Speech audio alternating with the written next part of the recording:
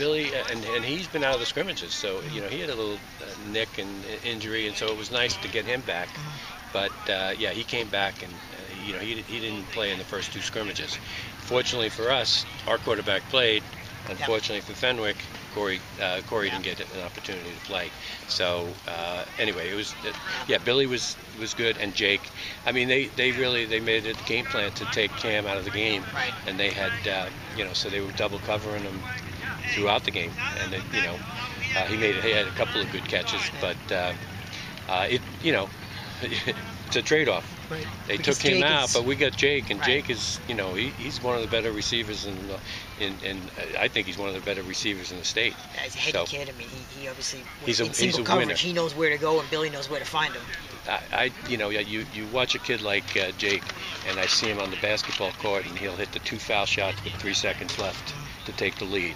In baseball, he's a shortstop pitcher making the big hit or the big play in the hole. He does it here. I mean, the kids. There's a lot of kids with a lot of multi-sport players, and so you have someone, Andrew Riccio, 44, lacrosse, Durgan, baseball, Jake, baseball, Sam. Inside, he's a lacrosse player.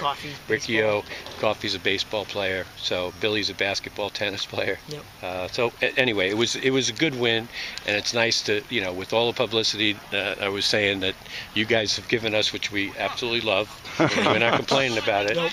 But it does kind of put a bullseye on your back, and my buddies have been calling me up. It's like, what the hell? You haven't done anything yet. You haven't done nothing. I mean, these guys haven't won on opening day in 3 or 4 years. I mean, it's been nice at least that. So that was on our. That was definitely something we talked about, and then 2 years ago when the kid was a freshman, he ran all over, and then last year he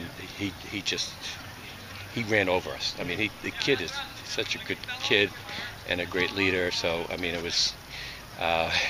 I'm sure our linebackers and D-backs were happy that he wasn't able to run the way he normally does. Quick word on your defense, Coach. I got a little late here with Matt, but your defense just played so well today. We're very, very happy. I mean, it starts with our middle linebacker, Phil Durgan, who's a 3-year starter. He's been.